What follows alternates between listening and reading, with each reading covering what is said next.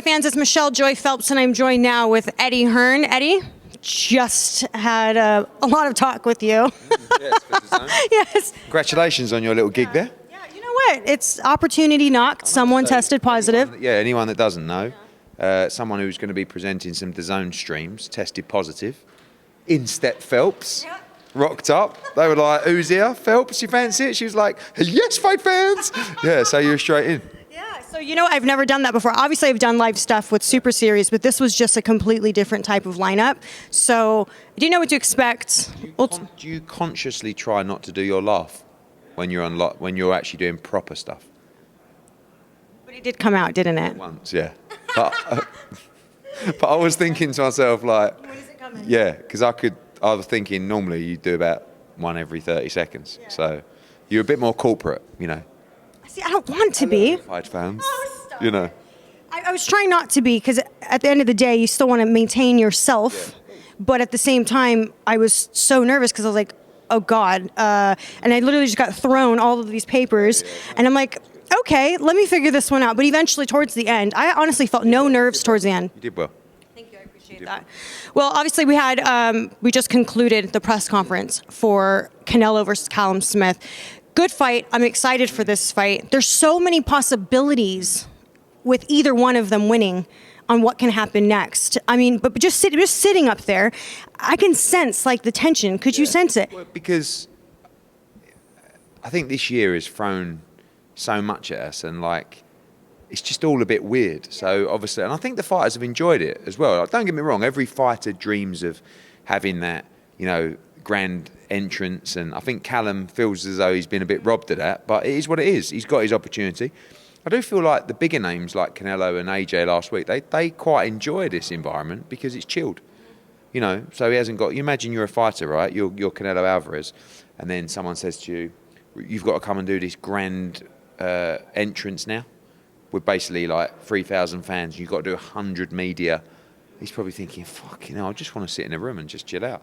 Now, they're having to do media, select group, but the press conference is quite chilled. It was just a nice little chat, wasn't it? But it's quite surreal as a fight fan, to be honest with you, sitting up there promoting Canelo Alvarez against Callum-Smith, because Canelo's a great, and I'm sort of asking him questions. Feel not ashamed to say, a bit of a fanboy in some respects. Hey, so Canelo, and he's sort of talking, I'm thinking, fucking, you're great, you are.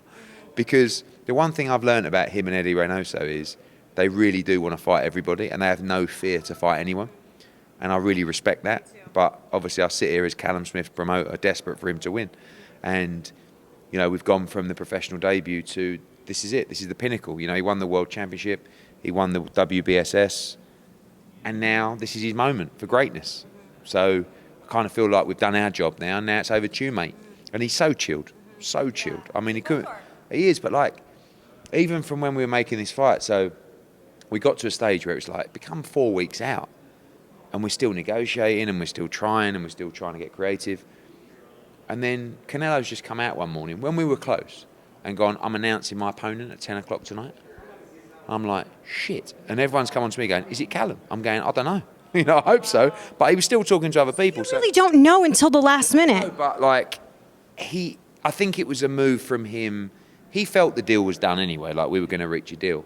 But I think he wanted to say, enough's enough now, so I'm deciding tonight. And so Callum's guys come on and went, is he referring to Callum? I'm like, I think so.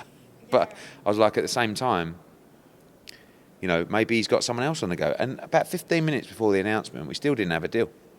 And Callum just went to me, I'm just going to go and have a lay down. And I'm like, no, mate, what are you doing? And it was like, I think it was 11 o'clock, the announcement, and it was about 10:45, and he went, I'm tired, mate, to be honest with you. I'm going to go and, if I fall asleep, I said, no, fucking stay on your phone. And we're going back and forward, and we did the deal 5 minutes to go. Do you know what I think it was? I know that he had mentioned at some point in another conversation was that a part of him was sort of over it. Like, if it happened, it happened. If it didn't, it didn't. But he sort of got over the waiting process. For a year for this fight, and he's been in the mix and he's been out of the mix, and he had to take less money than he would have got in a normal environment for this fight, because he believes he can win. On 4 weeks' notice. Well, not really. I mean, that is the one thing, he was boxing on December 19th. Okay, so we'd already put plans in place for him to box on December 19th. What was 4 weeks' notice was that you're fighting Canelo Alvarez. But to be honest with you, probably 6 weeks out, it started to become a real big possibility, and I think he was switched on. But for Canelo, it's difficult for both of them to get the right sparring. You know, to find the sparring, it's easier for Callum to find a style that could match up with Canelo than it is for Canelo to find a 6'5" super middleweight. And I think he used Diego Pacheco, you know, kids like that, but he's a novice. So I think it's just fascinating because you just don't know what you're going to get in this fight.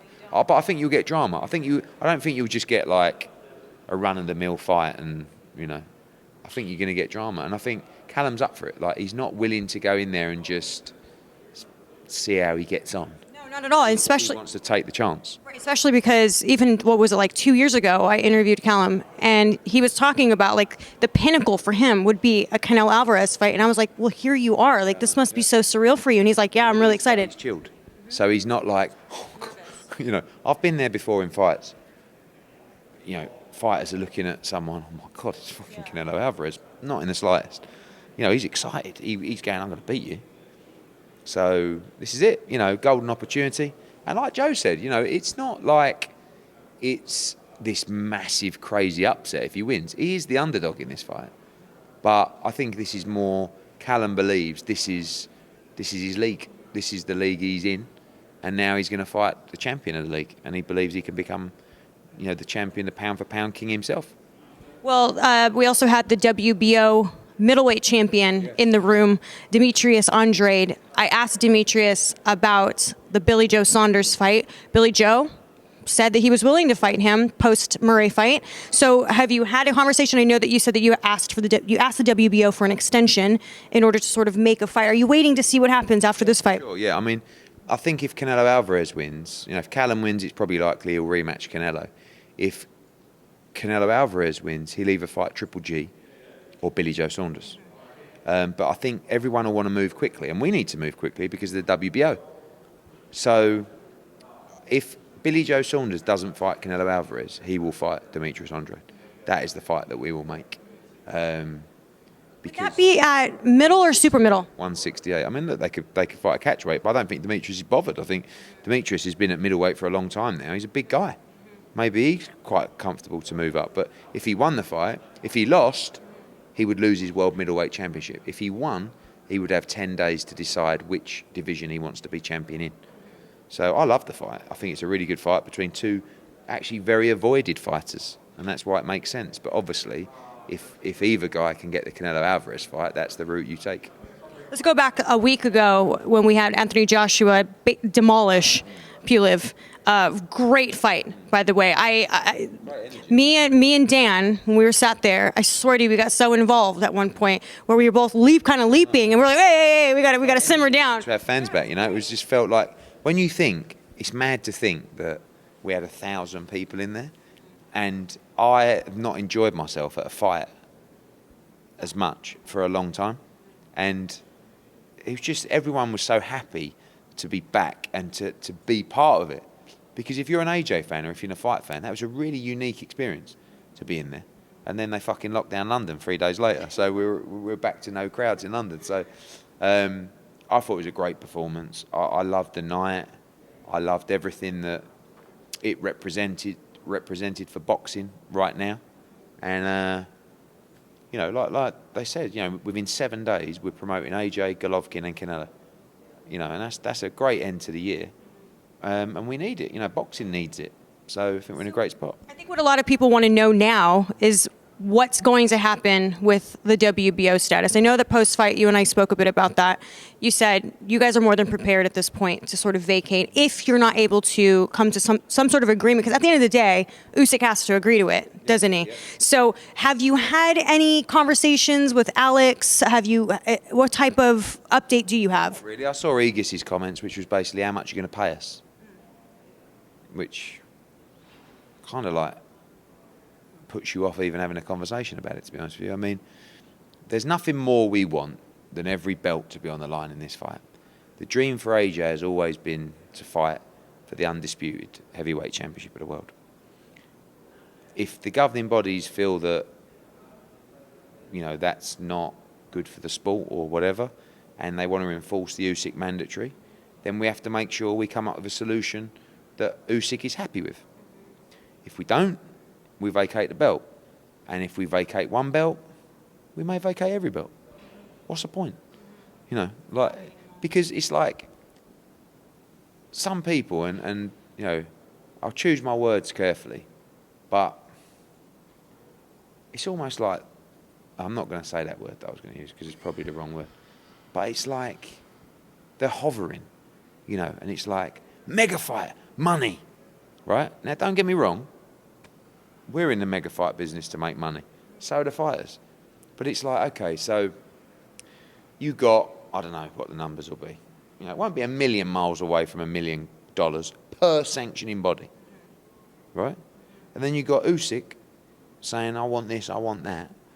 And then in the end, you sort of sit down and go, all right, we really want it to be undisputed, but does anyone care outside of us and the fight? Like, as a fan, do you care if you go up to the guy on the street and go, if we lost a belt or all the belts, you're going to watch it? I did a poll, Ed, and 60%, and there were several thousand, 60% said that they didn't care vacate. I thought it would have been a lot more. I thought it would have been more like 95%. But don't forget, you're in a boxing community. And boxing community do value championships. We value championships. I like the governing body, and I like all the presidents and everyone that works for them. But there comes a point, we get to a stage now where fighters are taking much less money. Promoters aren't really making money. Some people are losing money. Yet the governing bodies operate with no risk, right? They don't put a show on and could lose $5 million on a show. They get paid regardless. Do you know what I mean? So do we just drop the belts, and it'll be a good time to launch a new one, that fight, But, like I said, we want to make it for the undisputed championship. The governing bodies have got to get together, really, and say, guys, we need to come together for this fight. I think what people are curious about is, we hear you say that, right? But what is Anthony Joshua saying? Anthony wants, as I've said, I say it all the time, he wants the belts on the line. Right. But he will not, what's the word I'm looking for? He will not, he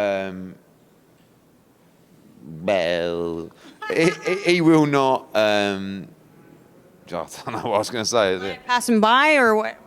Hesitate. It wasn't even a tough word, to be honest with you. He will not hesitate to vacate a belt. But we all know why we started. Right. And I'll tell you the reason he won't hesitate. Because there's no doubt. Right? You win this, you're the best heavyweight in the world. No one can ever ask you another question. And normally the belts will represent that. But this fight is so big, is so definitive in terms of who's the best. Do you know what I mean? So, but, I think I just see, when I write the checks, a bit like this week really, you write the checks to the governing bodies, and you write the checks last week to the governing bodies, you start looking at it and you go, I want to be a fucking governing body. We know right now, there's no margins in this business at the moment. With no crowds. You're trying to pay the fight at the max to convince them to take this less money. We'll do shows, we lose, mate, but you write the checks. You're okay, aren't you, mate? You know what I mean? Oh, we want this. I fucking bet you do.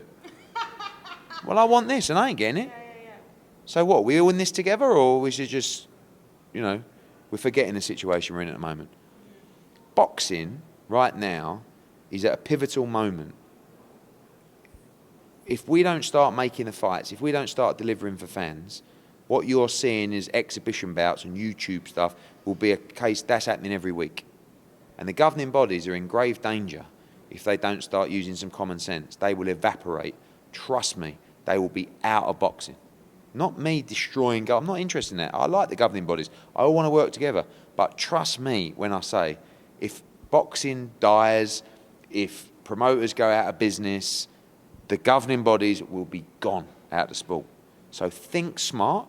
We have to respect the rules. This is not just, just tell Usyk, tough. You know what I mean? But we've got to be smart. So I'm not going to make many friends out of my interviews this week, but I'm just being honest. You're always honest, though. That's what we respect about it. I mean, and I'll tell the governing bodies the same. I'm not telling you anything different I wouldn't tell them. But, like I said, it just comes to, oh, here's your invoice.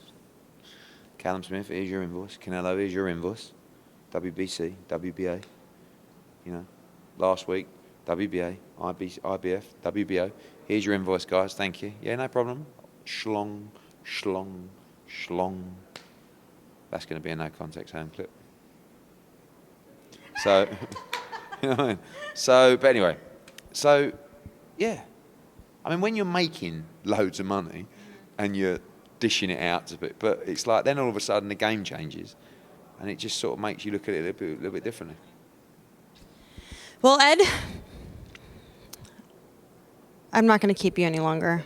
I know you've been through it today. Yeah. I feel like I've been through it myself. Been up since 5. Still working. Not complaining. Oh my God, not even remotely going to complain. I'm so grateful. So again, thank you for having me here. Thank you. And hopefully we can get an announcement done at some point soon between Joshua and Fury. I believe so. I think the next announcement will be something like all the terms are agreed and now we go effectively to market and decide where we're going to do this thing. Yeah. But I think realistically, where are we now? December 19? Yeah, maybe by the end of the year or early next year to say it's on.